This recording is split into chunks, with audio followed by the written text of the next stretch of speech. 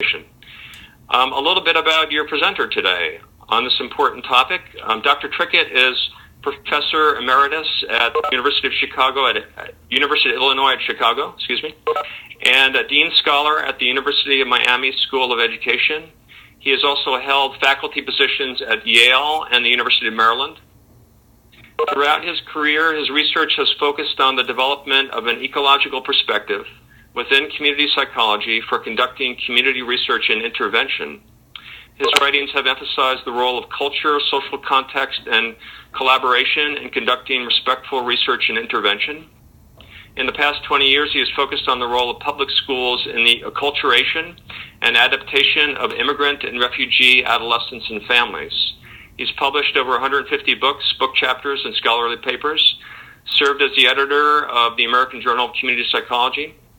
He's also served as president of the Society for Community Research and Action, Division 27 of the APA, as we know, and received its award for distinguished contribution to theory and research in community psychology, as well as, just this past year, or this year, the Seymour Saracen Award for accomplishments, quote, working in the conceptually demanding, creative, and groundbreaking tradition of community psychology pioneer Seymour Saracen.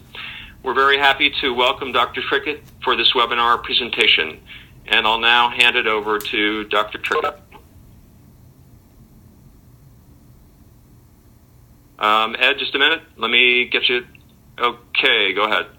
All right. Well, first of all, thank you, Pete, for that introduction. And it's good to, as I see some of the names of the people, I know some of you, I don't know some of you, and it's nice to be reacquainted with old friends and to be able to talk to potential new ones.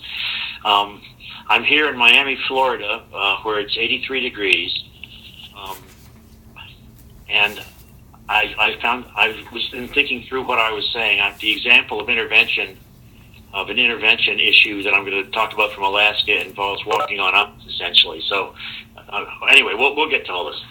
What I'd like to do today is talk to you about sort of the history of an ecological perspective in community psychology and outline some of its implications for community intervention. I want to start with, let me see, Pete, this isn't working as far as the scrolling. Oh, yes, it is. My apologies. I want to start with, can you all see this basic premise on the screen? Is that okay? Okay. Start with the basic notion that ecology represents a paradigmatic perspective in my field of community psychology, and one that predates that of Yuri Bronfenbrenner by about a decade in terms of its origins. And it was one that was initiated and primarily defined by Jim Kelly starting in the mid-1960s, although he had some of his friends helped out along the way over the subsequent decades. But it was concerned with both understanding and doing something about the role of community level or extra individual level influences on behavior. And as such, it became a particular worldview, a basic belief system that I want to talk some about today. One of the first things I want to mention is that it's a contrasting, this isn't, let's see, there's me. It's a contrasting belief system from that of the natural sciences that I think characterize a lot of the history of psychology. I want to talk a little bit about two images that I have found useful in contrasting, for example, the programmatic approach to community intervention that characterizes prevention science with the ecological approach, which is somewhat premised on different assumptions. I sort of characterize one of them as rocket science, the idea of rocket science, where the program is the technology to be implemented in a particular place.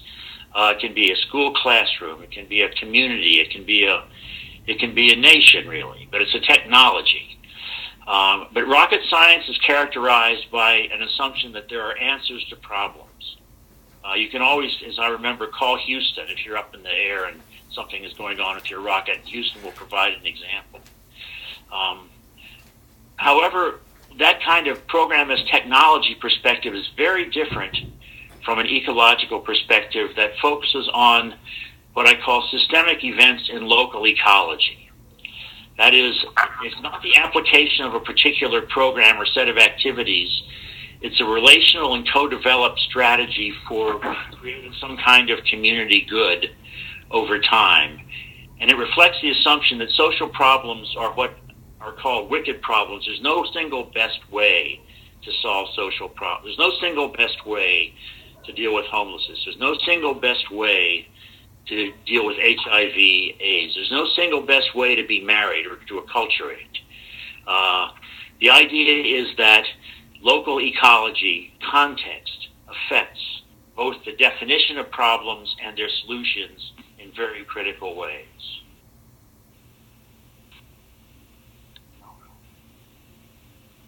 And I want to do one of my favorite quotes around this issue. It comes from a paper by Lee Kronbach that he wrote in 1986. It's called Social Inquiry for and by Earthlings. And he was distinguishing between the time-bound and context-bound nature of social science and the idea that there are laws of science, laws of physics, with the phrase, while particles are attracted to one another, they don't fall in love. Ecology is a perspective on human behavior that focuses on the ability to fall in love, focuses on the ability we have to reflect on what happens to us, to have agency to change what happens to us, to create meanings about what happens to us in ways that particles, as far as we know, are unable.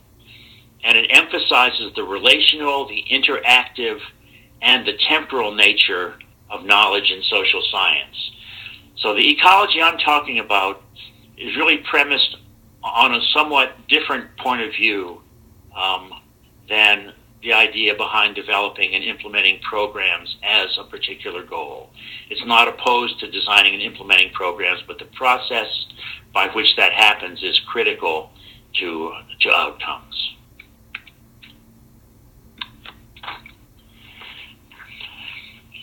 Now, in this ecological perspective, there really, you hate to make sort of simple lists of things because life is never like that, but there are really three sort of different iterative processes involved in the creation of community interventions. The first is a relatively straightforward one of trying to understand what the community is like. It's simply a common sense idea, but it's a complicated issue to figure out because communities are very complex and differentiated notions. But the first has to do with trying to understand who you're working with, where you're working. The second part of that involves the importance of developing authentic collaborative relationships with people in the places with which where you're working. And the notion of collaboration, I'll talk about each of these in more detail in a couple of minutes. So the second of the three involves the collaborative relationship, and the third involves the goal of community intervention, which has to do with creating some kind of resources in the community that were not there before you were. There's kind of extra individual level footprint that happens as a result of doing community intervention. Now let me talk about each of these just briefly. If I could figure this out. Okay. The first, community understanding, I put in this slide, learning about the community and vice versa, having the community learn about you, because it's a reciprocal process. But underlying the community understanding notion is the belief that all interventions are nested in varying ecologies that affect basically all of the work. They affect the congruence of the intervention with local norms, problems, and solutions. That is, there should be some kind of effort to fit the particular work to the particular context. And it certainly involves the relationship between interventionists and the local context. That too depends on a variety of issues of fit, history, tradition, and so forth that I'll mention more about right now. So the relevant questions that the sort of community assessment can ask or address. And here are just a couple examples.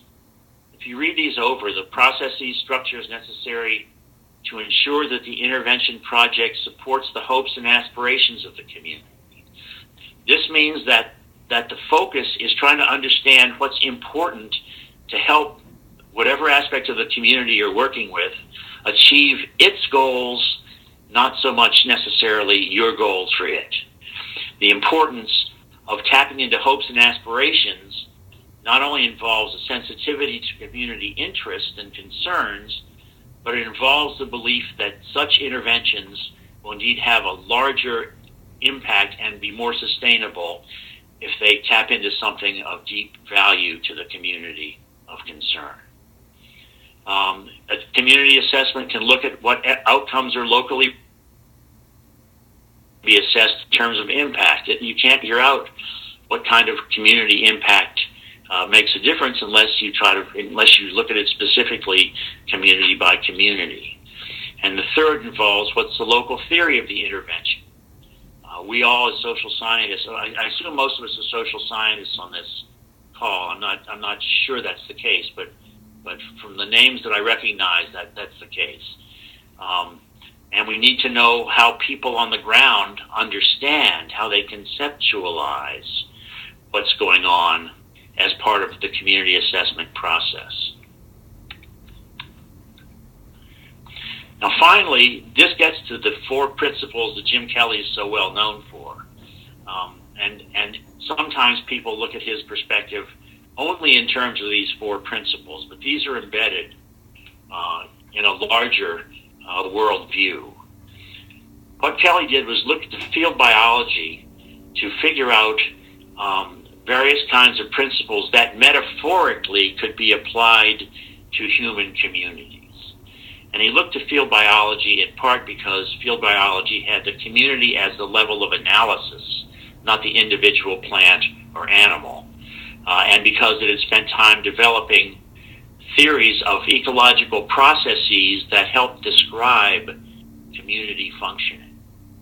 The adaptation, and what I have here under these principles, under the adaptation principle, interdependence, and we'll get to the other 2 in the next slide, are examples of what the principle refers to, drawn from the experience that I've had an opportunity to be part of with Alaska Native communities. So adaptation focuses on basically what people have to do to survive in their particular context. And in graduate school, you have to do certain things to survive. As a professor, you have to publish your parish. As a school principal, there's wherever you are, there are constraints over your opportunities and opportunities to develop things. And the adaptation principle involves understanding what the rules are for survival in your particular setting. The example here, the acculturation and values through generation. One of the things that happens, has been happening in the Alaska Native villages with which I'm familiar, is that modernity and colonialism have affected, and capitalism have affected younger generations much more than older generations.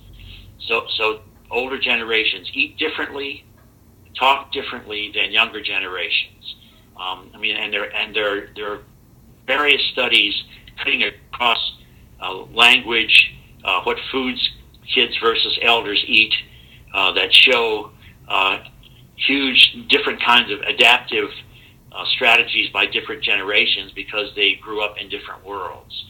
For example, there's some elders in some of the villages who are not able to speak to their grandchildren because they speak one particular language, native language, and their grandchildren speak English only. So the adaptation principle focuses on that kind of process.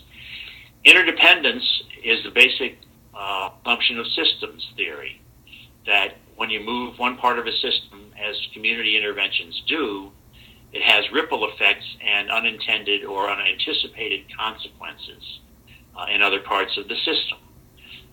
With respect to the Alaska Native communities, there's some positive ripple effects of the interventions there, which include increased family interaction among families not involved in the intervention through talking to people that are. But the idea of ripple effects is you need to understand how the community, how the different aspects are connected, so that you can try to figure out where indeed the effects of what you do will be seen. The third principle, the cycling of resources, really focuses on where the strengths are in communities and how they can be mobilized in the service of making the community a better place.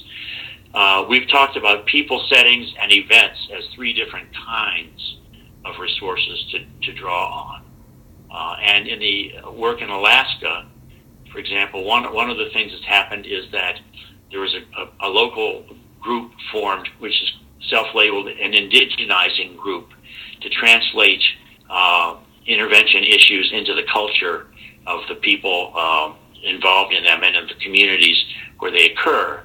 And there's the reinvigoration of a kasig, a communal house, which is a traditional place for gathering together for various kinds of ceremonies and celebrations that had been lapsing because of various kinds of changes in the community.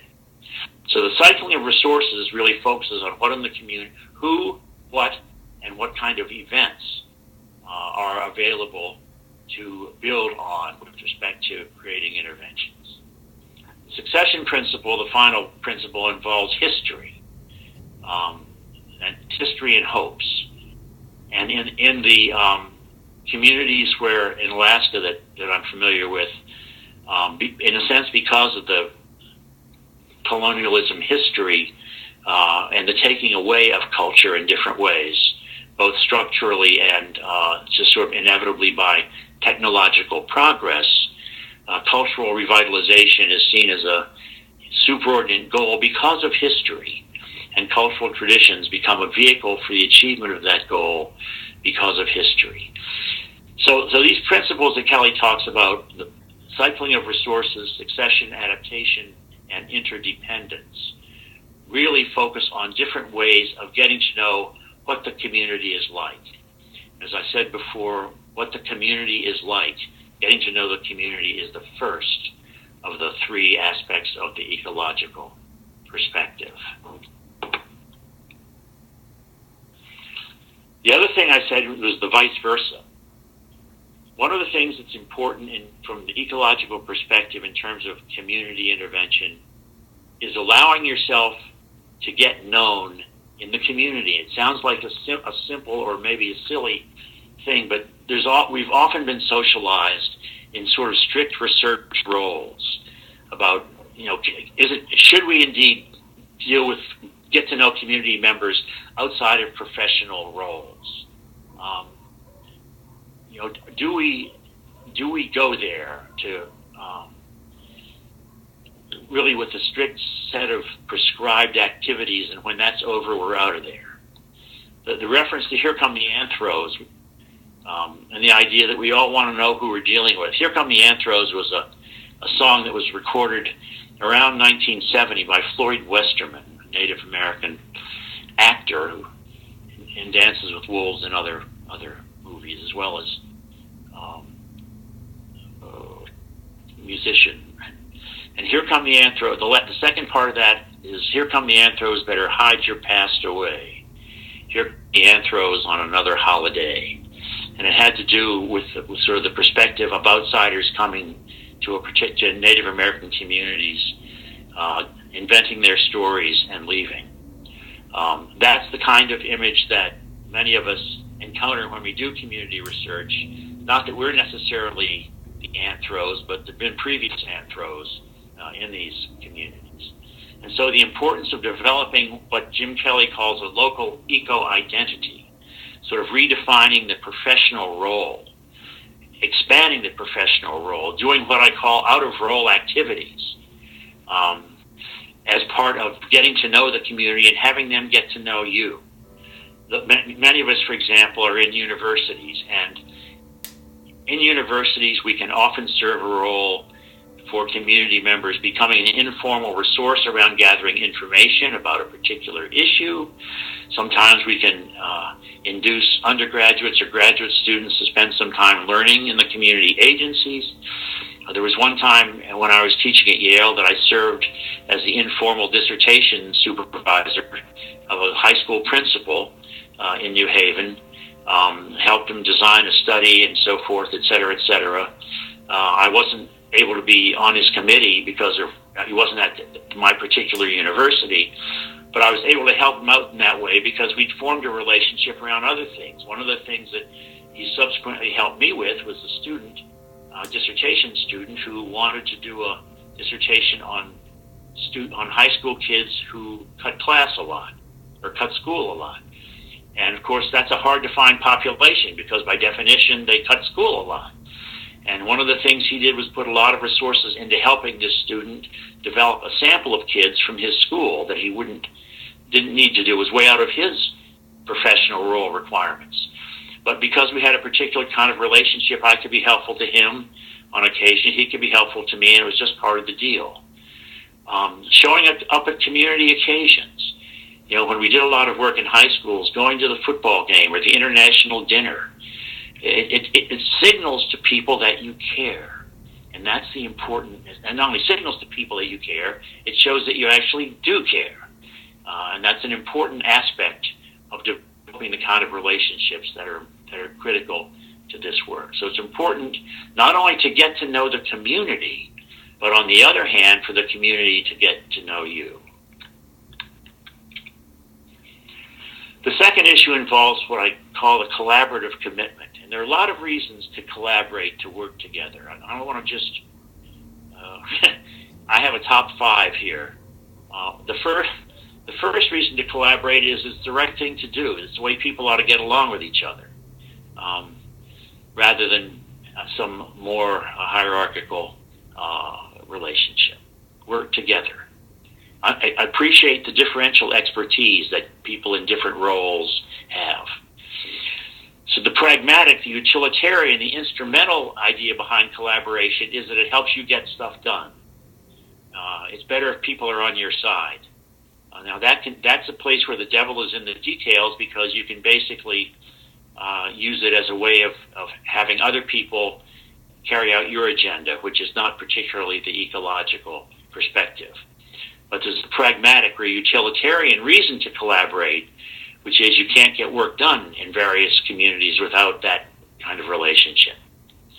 There are ideological reasons to promote collaboration, and they range from the democratic, that is, collaboration should be more inclusive, to the revolutionary, which is collaboration allows the underdog to develop some kind of resources and power that the underdog would not have otherwise.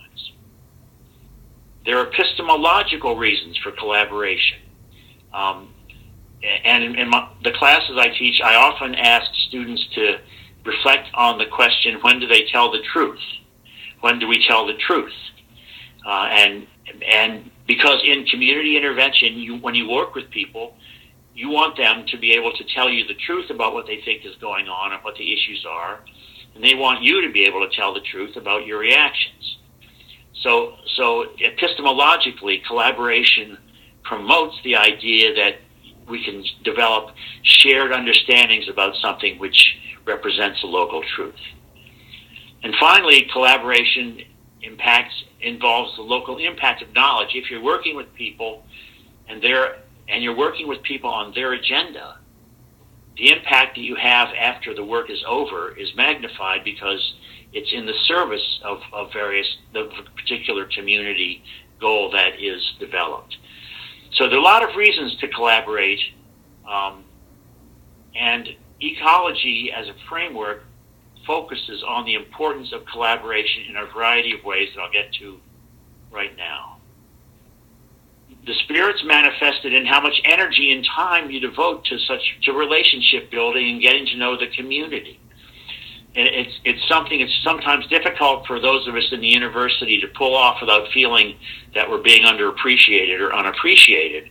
But you simply can't as any of you who have human relationships know, you can't sort of make them up on the spot. You have to develop them. You have to work at them. You have to take them seriously. And so it is with community collaboration. Not only in terms of the, and also in terms of in terms of the relationship is one thing, but also collaboration in the intervention process. Collaboration around the degree of community influence in selecting problems and in intervention strategies. And collaboration and vigilance around caring about both the negative and positive ripple effects of the process, of the intervention process in the local ecology. We do a lot more good probably and a lot more harm than we know usually, because we often look at intervention assessment just in terms of the intervention itself rather than the events it creates in the systems in which it's embedded. And so it's important and a show of commitment and collaboration to figure out what kind of unintended consequences our good intentions are having.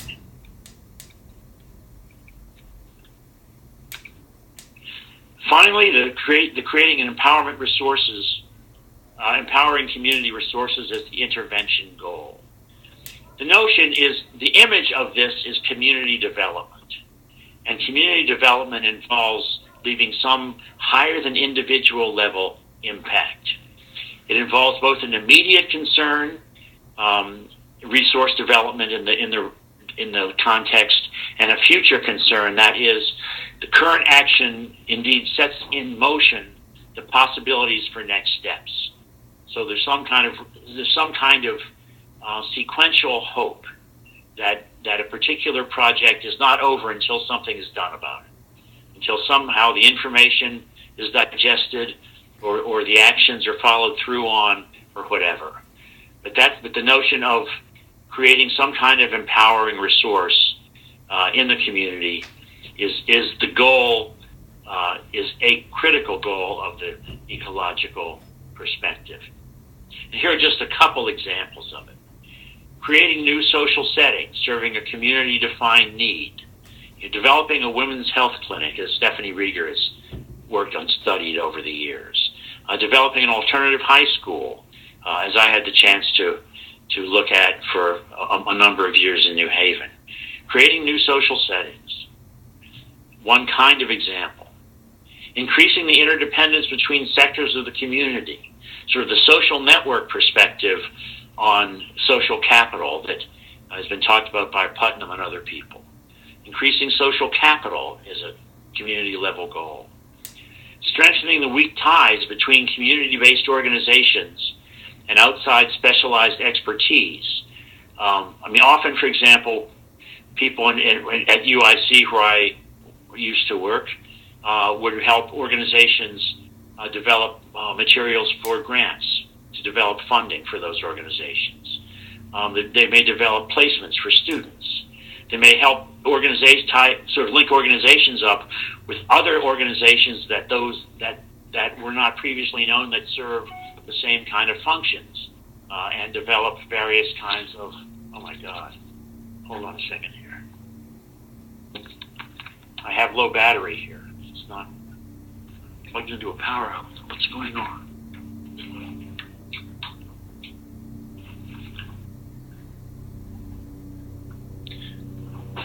So stand by, everybody. Just a little technical issue. Hang on. A little crisis here. Take your time, Ed. I'll be here.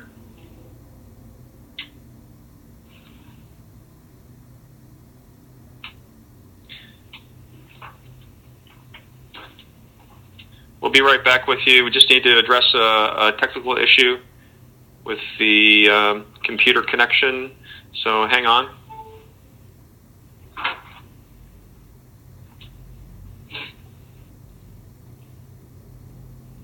I think it's been addressed. All right. Thank you all for, I think it's been addressed. Well, we'll see, won't we? Okay. Anyway, so these are just sort of examples of proximal resource outcomes at the extra individual level. But that's the idea behind the ecological perspective, is to get involved in some kind of resource footprint for the future.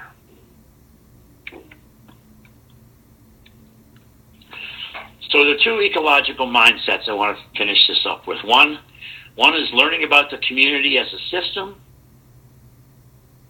Second is crafting interventions related to what you learned about the community as a system, which is an indigenously generated process. Looking at interventions as causing multiple ripples with costs and benefits associated with each, and caring about the community and its resources, community capacity as an intervention goal. That's sort of an overarching thing of perspective on the one aspect of the ecological mindset. I want to mention one other particular thing, and that's the value of practice-based evidence. Practice-based evidence is basically an affirmation that people who work in community-based organizations, who live in various kinds of community contexts, have developed their own understanding and potential wisdom for how life works for them where they are. It draws on the notion of George Kelly, a personality psychologist who wrote a 2-volume series in the 1950s called The Psychology of Personal Constructs, who basically asserts that we're all theorists of our own lives. We all make up hypotheses about how to cope with the world we live in. We test them. Sometimes we get it right, sometimes we get it wrong. But it's importance of dignifying the role of indigenous theory, practice-based evidence, as among other things, the test of whether or not our professionally developed theories have any relevance to what's going on locally. And the valuing the practice-based evidence also promotes a dialogue over whose evidence counts when we look at evidence, why it should count and how it should count. The issue of power in the research relationship, which community-based participatory research in particular has done so much to highlight. Okay, so that's sort of a quick deal about the ecology perspective. I want to spend just a few minutes talking about an example of how it got enacted in some Alaska Native communities, and then stop because I see I'm going on a little bit here. What this example reflects is a 15-year collaboration between a center at the University of Alaska Fairbanks, the Center for Alaska Native Health Research, and Alaska Native communities. It spanned a number of decades. It spanned a number of projects. There are genetics projects that have been involved. There are there are behavioral projects involved that I want to talk about. But the one I want to talk about involves what started as an alcohol abuse prevention program among Alaska Native adults, and it was initiated by communities who approached Jerry Mohat at the University of Alaska Fairbanks to work with them. Jerry had a long, distinguished career of involvement with Alaska Native communities, and he was well positioned to take on this challenge. And what this project represented that I want to talk about is really it's a clash of cultures. The culture of science, where the emphasis is on rigor and experimental control and a quantitative priority, and the idea that there's certain timelines, so that you have to get things done by. Those of you who live in the grant world or actually in the modern university world know these things, know the culture of science and its adaptive requirements really, really well. But all these adaptive requirements really conflicted with the culture of the communities involved in these projects. First of all, there was the historical mistrust that Alaska Native communities had developed and American Indian communities had developed over time, which reflects a history that you're probably very aware of. There was a construct mismatch. Like the same words don't mean the same things. For example, this particular culture is very interdependent, very collectivistic in the Harry Triandis sense of the term. And so what does it mean, for example, what does the concept of self-esteem mean in a collectivistic culture? when one's esteem is really connected to one's connection with others. So there's that kind of issue. And then there's this wonderful phrase that came out of a focus group that was done in one of these villages by some guy who said, we don't measure anything. We were talking over how can we measure alcohol abuse, or how can we measure suicide or whatever. We don't measure anything. So all these kind of culture clashes between the demands of science and the community life were very evident throughout all aspects of this project. But what happened was they spent a year developing a shared agenda about how to approach the issue of alcohol abuse. And they agreed, among other things, that the focus would be on strengths, not on deficits. And also there was an important cultural belief of not speaking for others, that is, not representing other people's opinions. So they say, I haven't experienced this, so I'm not able to talk about it, even though you may know someone who's experienced it. And it was also a very oral culture, as if they don't measure anything, they actually talk to each other.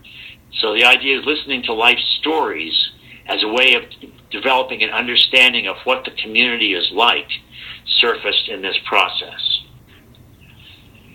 So out of this year of planning came the notion of developing an indigenous theory of alcohol use based on life history story gathering of people, adults in this particular village. And the adults that were invited, whose life histories were invited, included those who had recovered from alcoholism and who were totally abstinent, and those who drank but did not suffer negative consequences, where alcohol use was under control. So the focus was on the strengths of, and the people were selected to tell life stories who had figured out how to deal with issues of alcohol. And the search was for protective factors. And the protective factors were couched in the concept of wellness that came from the village itself. The definition of wellness, the cultural definition of wellness, is balance or connection of all aspects of the self, physical, cognitive, emotional, spiritual, and embedded in family and community relationships and integrally connected to the land. So the idea was to develop a local, culturally understood and defined meaning of what it meant to be well. And so the intervention was designed to help increase awareness of those connections, and was done qualitatively through the life history interviews.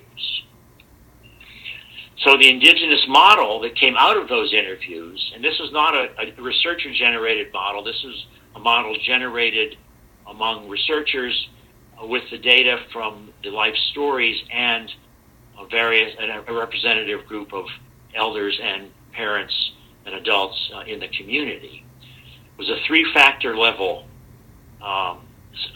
model that included individual factors, which were things like self and communal mastery. I think Steve Hogfall and his colleagues developed a scale for that was adapted painfully to local context. Family factors and community factors. So it was sort of an ecological model that arose indigenously out of the life stories of people in the community. And that was the model that propelled the intervention. Now, while the model was developed on adults, the intervention that's been going on for the last several years involves adolescent drinking and suicide in particular. And what has happened is that they've taken that three-level model and developed what they call an indigenization process, community-based participatory process, where local work groups, including elders, start with the concepts of the model and how they culturally translate to protective factors as defined by the interviews. They've figured out how to do measurement development, and they've participated in developing the intervention itself and the planning process related to the intervention. And after each intervention, specific intervention module is implemented, they reflect on how it worked. What they've done is develop various kinds of intervention modules that involve indigenous cultural affirming activities. That is, the content of the intervention indeed both reactivates or affirms cultural activities. I'll give you an example of it in a minute. It's planned and conducted by village elders, by people in the village, not by researchers. It's designed to create intergenerational knowledge transmission. That is, it's reactivated the role and reinforced the role of elders in the village in helping carry out and organize and supervise these modules. The intervention itself focuses on function, not form. That is, it's not a set of prescribed activities that you're supposed to follow religiously. It's an idea, it's a particular activity that people can essentially make local in terms of how they would do it in their own setting. And it's selectively used. That is, villages don't need to do any particular number of these modules. They need to selectively choose what's important for them, and all the modules embody one or more protective factors. I just want to give you one quick example. I love the watch the ice module idea and think of how it would generalize to Miami. Anyway, this is an example where youth travel with adults, travel out on the river ice, and elders teach them how to monitor the safety of the ice using a tool, long steel-tipped staff, and a hook that allows you to pull yourself out of the water if the ice underneath gives way. It's something. It's been sort of honed over centuries, really, of ways of protecting yourself when you're on thin ice, literally on thin ice. And it's a culturally affirming activity. And what happens is that the kids who go out and learn this activity, basically, the activity is teaching the protective factor of Alanak, or always being aware of your environment, or being aware of your relationship to it, and how to act responsibly. And what happens is, after they conduct this particular activity, the group returns to the communal house, the Kasik, and there's the discussion where elders and parents discuss through personal narratives, through their own life stories, the connection of this activity to well-being and the implications regarding high-risk behavior and valuing one's own life, so that they're simultaneously talking about literally protective factors, culturally enhancing protective factors, and intergenerationally connecting activities. It's that very interesting and important combination of all those that makes this, I think, such a nice example of the ecological perspective, which was not in their minds at all, by the way, when they conducted this work. So real quickly to wrap up, the ecological principles of getting to know the community, collaboration, which in this example occurred over a 15-year period and involved endless meetings and time spent in planning and getting to know each other. There were people in the community getting to know the researchers in the university and vice versa. And community development, the ripple effects of this work, are examples of an ecological perspective that I wanted to raise. And just in concluding, the cultural revitalization indeed has had ripple effects there in terms of the status of elders and in terms of increasing intergenerational discussions among people, among adults and kids, separated by different acculturative experiences. But the bottom line is that the project, I think, is a wonderful example of efforts for Alaska Native communities to gain control over the community narrative of their communities rather than the researcher narrative of their communities. And that's about all that I have to say right now. So where do we go from here, Pete? So thank you very much, Dr. Trickett, for that great presentation. We are now going to be open to some questions and comments from people. And let me just explain to you, we've got about 65 people in the room today, so let me explain the best way to do this in order to talk directly to Ed Trickett. We would like you to request the mic by typing a request into the chat panel and send it to me, host and presenter. And then I can unmute you one person at a time. I'll call on you, and we'll get you set up to talk to Ed. So we're now open for some questions. I'm already getting a few typed questions on the chat panel. And one, Ed, was in your example that you just gave. Can you explain function and form in that case? Yes, I'm sorry.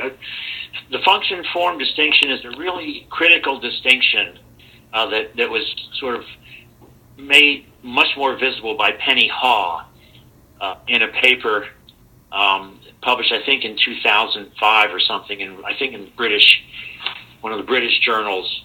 The paper is called something like "How Out of Control Can a Control Study Be?" or something. And what she was doing was distinguishing between specific activities, which are the form. Carrying out a particular curriculum in a classroom, for example, is a form. But the function is the underlying goal served by the activity. So if the activity involves carrying out a particular curriculum, the function served is increasing intellectual... What is this? Excuse me.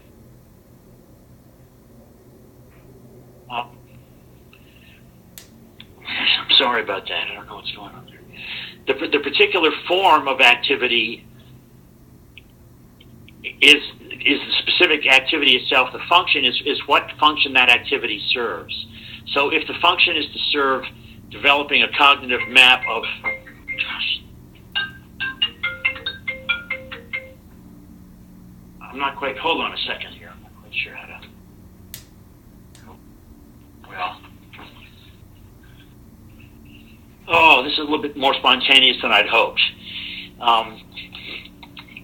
The function of something that something serves is sort of the underlying principle or mechanism that the activity itself is designed to enhance.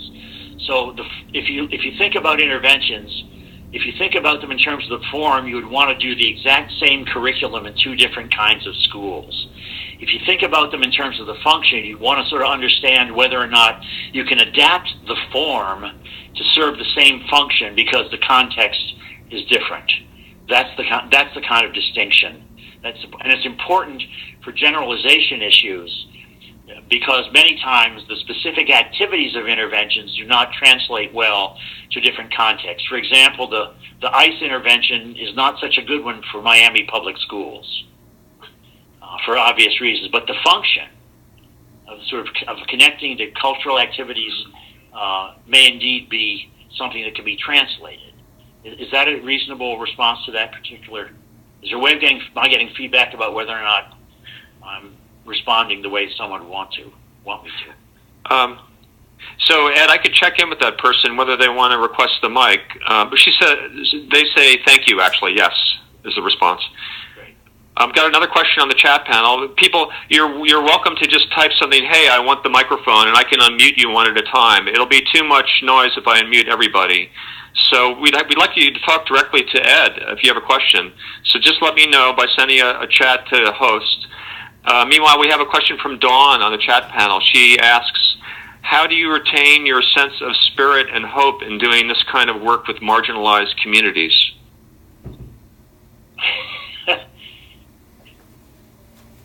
I'm very stubborn. Once you believe something is important to do, I've been fortunate in my life to have the kind of career that I've been able to lead be kind of a calling to me as opposed to a job. And I think that I just believe so much in what I've spend my time doing, that it's not a problem. I mean, I don't know quite what else to say. I think I've also managed to find a number of people. So it's important when you're marginalized in some way or other, do work to have a good support group. And I've managed to have a good support group of people, both in terms of students over the years, in terms of colleagues, in terms of the people in the communities that I've been involved with. I'm not quite sure there's a formula for this. If anybody else has an idea about how to respond, I'm not so sure. But I'm just stubborn, and I believe in what I believe in. Thank you, Ed. Okay, we have another question here from Anna on the chat panel. Do you have any advice to navigating professional survival roles and ecological principles of community development, specifically in graduate school or early career stages?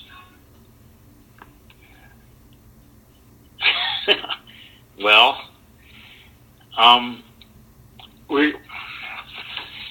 these are great questions. I mean, first of all, I guess it really depends on what kind of career you want to be early in. If you want to be early in an academic career, then it's important to think about what kind of setting you want to be involved with. You know, do you want to be involved in academic departments? Do you want to be involved in, as I am now, in a school of education?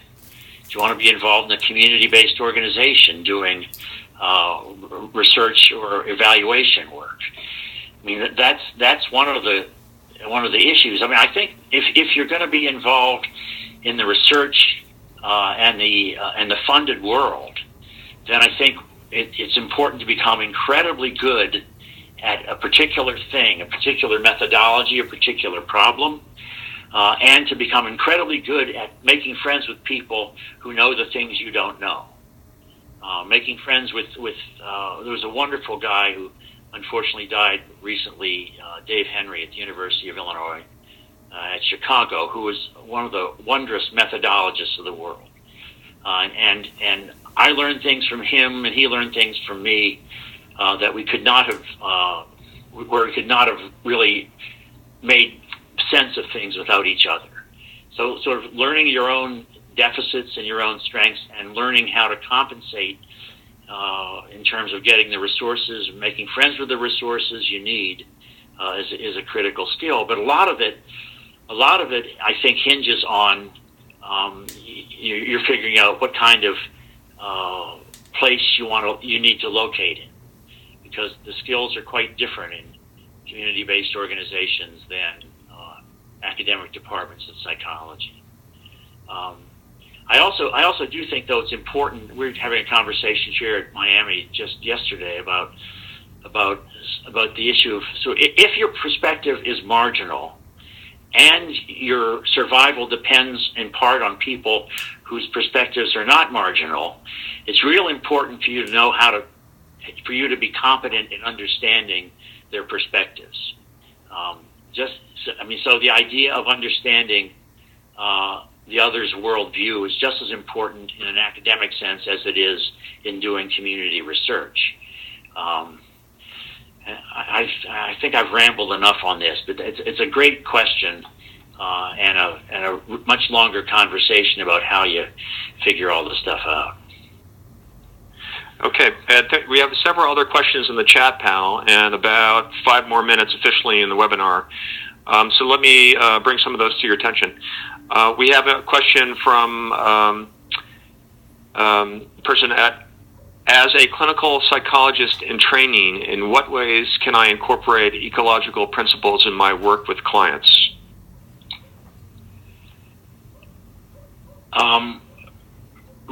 Read the work of Forrest Tyler, who is, for those of you who know Forrest Tyler, is turning 90 years old day after tomorrow. That's my way of saying try to understand, how can I put this? Try to understand the ecology of the lives of people as well as the internal dynamics. when people, we did a seminar, a conference on diversity a bunch of years ago, and Hussein Bulhan, who was a clinical psychologist, I believe he's a head of university in Somalia now, talked about, he was doing clinical work in Boston. He was at Boston University, and he talked about how every person he comes in who is depressed is also oppressed. He was trying always to make the link between the internal state and the external conditions that people were trying to negotiate. And as a kind of a one-sentence response to that very complicated question, I think that's what I would say, plus read the work of Forrest Tyler, who's done a lot of work trying to figure out how to make more contextual and socio-political the therapeutic enterprise. Thank you, Ed. 2 more questions on the chat panel. If somebody would like the mic, please ask. It'd be great if you could talk directly to Ed during the webinar. Person is asking, from your experience, how can you regain a historical mistrust with a vulnerable group in a very limited time to conduct the study? And did you face any case where you could not do that?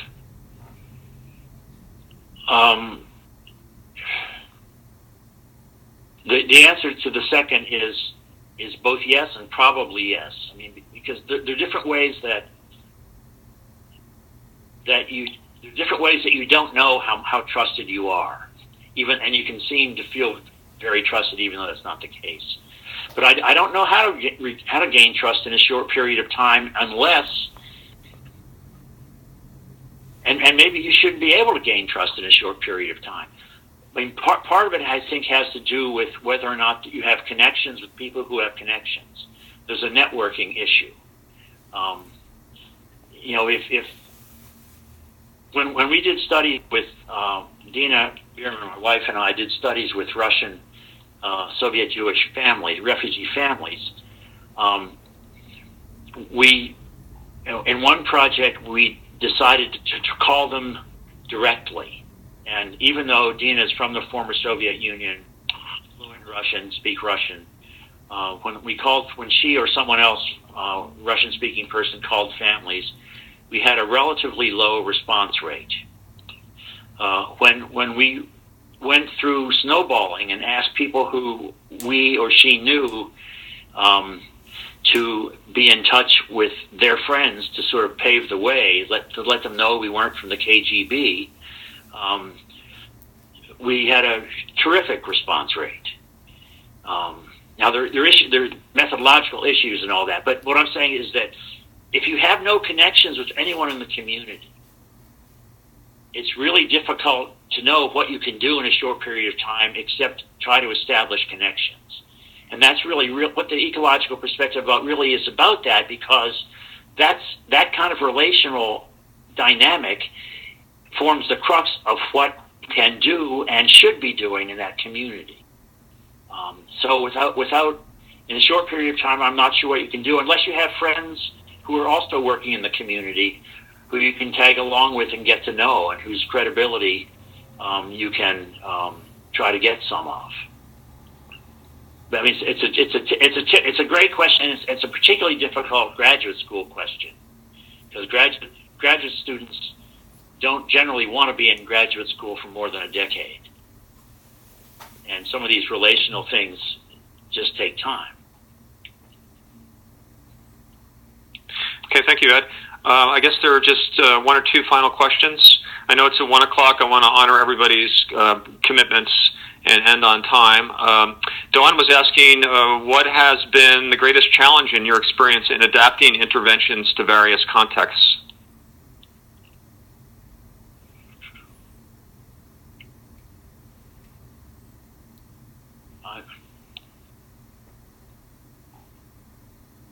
I'm not sure we have time for all the challenges. I mean, the greatest challenge for me, I think, is, well, the different kinds of challenges. I mean, one is just being continually amazed at how little I know about how complicated communities can be, and how little I know about how rich cultures different than mine are, and most of the time I'm not around people who look like me, who were raised like me. So it's been a continual both learning experience and humbling experience to try to figure that out. I mean, the biggest challenge is to remember how little I know, even in the sense of all the reminders. I mean, there are conceptual challenges. There's a huge conceptual challenge. The ecology perspective is not formulaic. It's not prescriptive in the sense of first you do this, then you do that. It's a flexible, improvised set of understandings that you can only come to over time. And so each new community context is a new challenge around that. You can have orienting principles, adaptation principle. You can think about succession. You can think about it allows you to inquire about communities, but it doesn't provide a framework for answering, for sort of fitting things into boxes. So I'm not. The whole thing is a challenge. I mean, when I was going back to the rocket science, you're familiar with the phrase, what is rocket science? It's not rocket science, and that's meant to imply that it's not rocket science is simple compared to community intervention.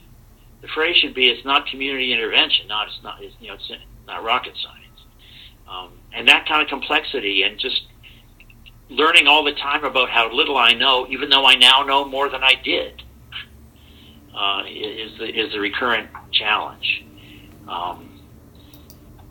That's the best I can do right now. Okay, thank you so much for that reply, Ed. I know that's a significant question. So much thanks from everybody at SCRA for a great presentation. We have to end now.